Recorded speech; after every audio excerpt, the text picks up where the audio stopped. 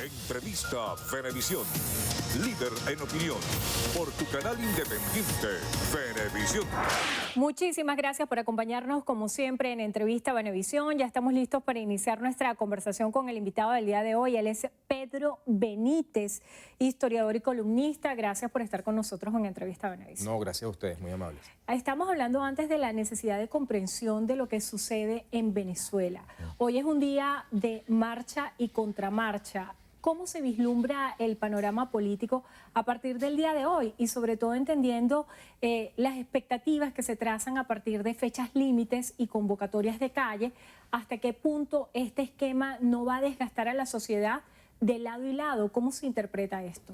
Bueno, este es un tema ya recurrente. Tenemos muchos años con este tipo de movilizaciones. Primero hay que decir que es un derecho ciudadano protestar en cualquier democracia o cualquier país libre del mundo. Incluso en sociedades que no lo sean, la gente tiene derecho a manifestar sus insatisfacciones y creo que en Venezuela hay razones de sobra para que la gente se manifieste.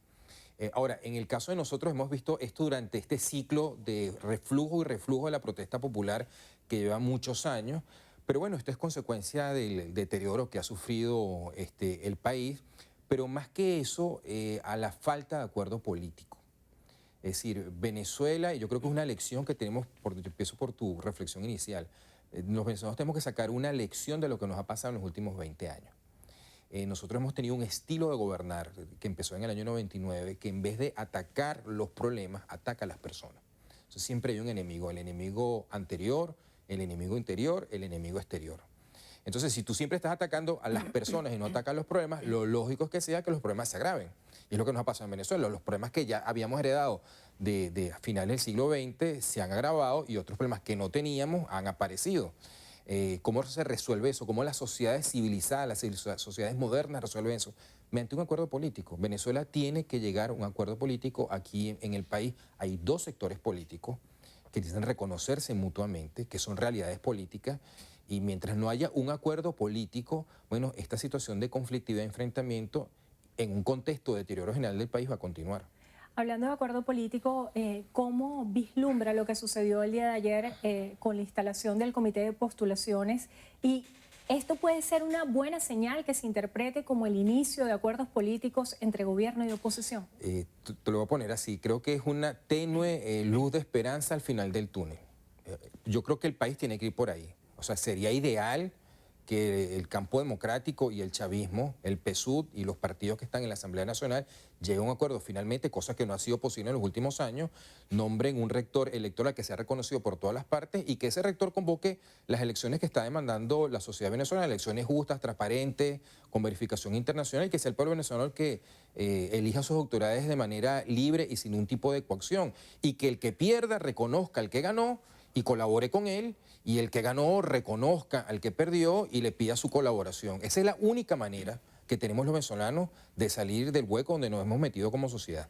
Ahí entran a jugar varios factores, la legitimidad, la confianza y el reconocimiento de los resultados. Sí. En cuanto a las nuevas autoridades, ¿qué deberían tener para ser legítimas no solamente en lo local, sino en el escenario internacional, que hoy juega un papel muy determinante en la política venezolana? ¿Cómo hacer para que, por ejemplo, este Consejo Nacional Electoral pueda tener legitimidad y reconocimiento en lo nacional y también en lo internacional? Bueno, primero cumplir lo que dice nuestra Constitución. Hemos tenido ya durante varias ocasiones rectores del Consejo Nacional Electoral que no han sido designados como establece la Constitución, sino que han sido designados por el Tribunal Supremo de Justicia. Y los resultados no han sido buenos. Los resultados no han sido buenos y las consecuencias las estamos viendo los venezolanos. Hay que tener muy claro que nuestro deterioro económico y social es consecuencia de problemas institucionales graves que venimos arrastrando. Por eso cuando mucha gente dice, no me meto en política, yo vivo en mi trabajo, comete un error. Porque los países que prosperan es porque tienen unas instituciones fundamentales que le dan la base, exacto, robusta para que el país pueda crecer. Y en este sentido, en una democracia, el rector electoral es fundamental. Por lo tanto, respondiendo directamente a tu pregunta, lo primero para que tenga reconocimiento internacional y legitimidad nacional es que ese nuevo Consejo Nacional Electoral sea designado tal como establece la Constitución Nacional.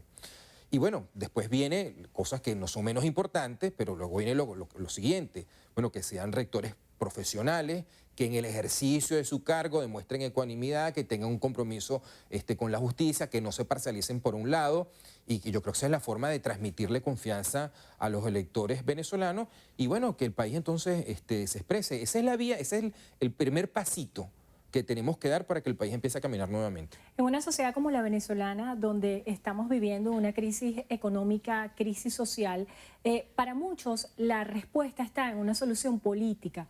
¿Qué puede cambiar el curso de la historia estas elecciones parlamentarias de este año? Bueno, yo creo que lo que puede cambiarlo es que previamente esa elección parlamentaria, o la que sea que se vaya a convocar, sea convocada de acuerdo a la Constitución y que todos los sectores políticos tengan el derecho de participar. Si tenemos nuevamente una elección parlamentaria o una elección general, como sea, como la que tuvimos en el 2018, donde hay un sector político importante que no participa, bien porque no confía en el sistema, en los rectores electorales, bien porque están inhabilitados los partidos, porque no pueden postular los candidatos, bueno, vamos a ahondar la crisis política y esto, como vemos, va a tener consecuencias como las ha tenido en el plano internacional y también en el plano nacional. Esta línea de estar convocando procesos electorales a la espalda de un sector del país, como ocurrió con la constituyente, como ocurrió con las presidenciales del año 2018, lo que trae es lo que hemos estado viendo durante estos últimos 3, 4 años, que es el agravamiento de la crisis, porque además nosotros, no podemos olvidarnos, estamos en un mundo globalizado, estamos en un contexto del continente americano donde hay ciertas reglas. Por primera vez el continente, con la excepción de un solo país que es Cuba, tiene por lo menos democracias, gobiernos formalmente electos, donde hay acuerdos internacionales y si nosotros queremos seguir siendo parte de ese mundo, tenemos que respetar esas reglas. Entonces, si tenemos un gobierno que se pone a la espalda de eso, bueno, van a venir consecuencias que no son deseables para la vida cotidiana de todos nosotros y para el desarrollo del país. Bueno, lo que hemos estado viendo, por ejemplo, con el tema de las sanciones personales a funcionarios del gobierno. Eso es una de las consecuencias, son sanciones por razones de violación de derechos humanos o de acuerdos internacionales en defensa de la democracia, porque los países de nuestro entorno no se pueden abstraer de la situación cuando Venezuela o cualquier otro país entra en este tipo de situaciones. Esto ya lo hemos visto en otras ocasiones de la historia, pasa que han pasado tanto tiempo que se nos olvida, pero esto pasó con Haití, con República Dominicana, pasó con Centroamérica, pasó con las dictaduras del Cono Sur. Los regímenes autoritarios lo que traen es colisión con las democracias. Pasa en Europa, el enfrentamiento que hay de Rusia con la Unión Europea tiene también que ver con eso, un enfrentamiento por cuestión de valores, porque los países democráticos hay ciertas cosas que por su dinámica interna no pueden aceptar. Benítez, a propósito del tema de las sanciones, el día de ayer el canciller Jorge Arreaza formulaba una denuncia de una posibilidad de un bloqueo naval a Venezuela. ¿Cuál sería el impacto y quiénes serían los verdaderos afectados a partir de una decisión como esta por parte del gobierno de Estados Unidos? Mira, llegar hasta ese extremo yo lo veo muy poco probable. Ya nosotros hemos tenido varios años estas anuncios de supuestamente intervenciones militares, eso es muy difícil que ocurra. Pero si eso llegara a ocurrir, un enfrentamiento de ese u otro tipo, que implique una inminencia de un enfrentamiento militar externo o interno, los que van a pagar la peor parte es el pueblo venezolano.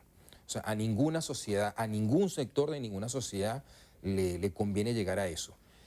Yo soy nieto de españoles por vía de mi mamá y gente que sufrió la guerra civil española. Y lo peor que le puede pasar a un país es una guerra civil.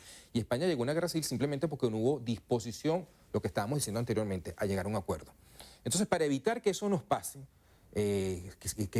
aumentar todavía el sufrimiento, el costo, lo que está pidiendo el país, es necesario primero un acuerdo. Hay un libro de un político historiador español que el título No fue posible la paz. Es decir, como los políticos no fuimos en los años 30 en España, la derecha y la izquierda, de ponernos de acuerdo, eso nos llevó a la guerra civil, a 40 años de dictadura, y al final de toda esa etapa de sufrimiento, de dictadura y represión, la siguiente generación se tuvo que poner de acuerdo y construir la transición española. Entonces, ¿para qué los venezolanos nos vamos a seguir desperdiciando nuestro tiempo en este enfrentamiento que lo que ya vemos las consecuencias que nos está trayendo? Por eso yo insisto, disculpa que sea repetitivo, pero es que es muy importante y un sentido concreto de esto es este comité de postulaciones que ha designado la Asamblea Nacional, donde se han incorporado los representantes del PSUV, los representantes vamos a decir, del campo democrático, de la Alianza de la Unidad, que es mayoría en la Asamblea Nacional.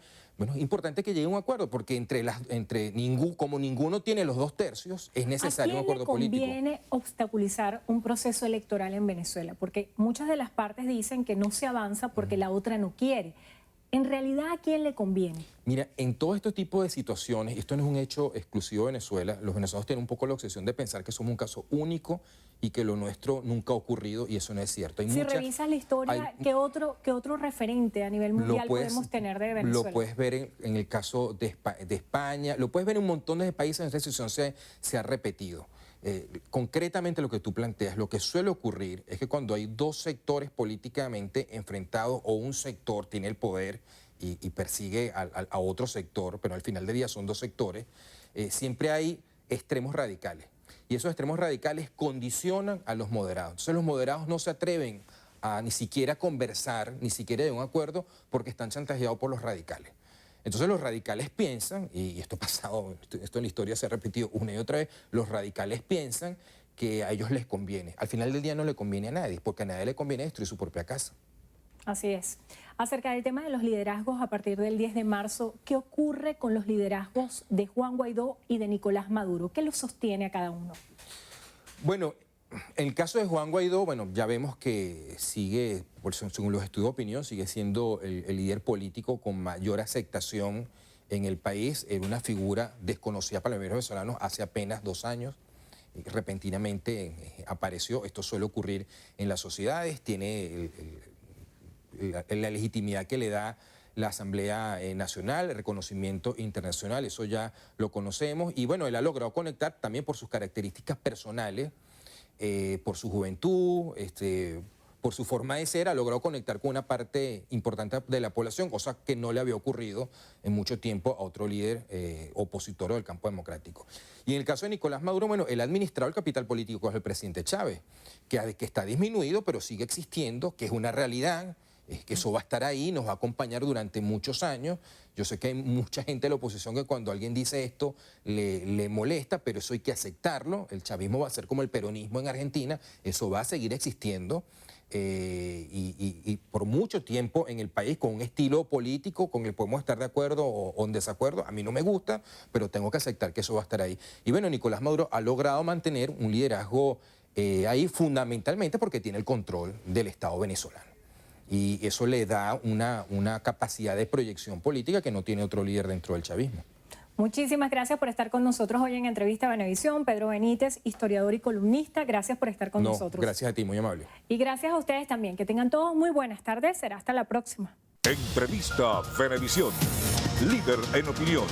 Por tu canal independiente, Venevisión.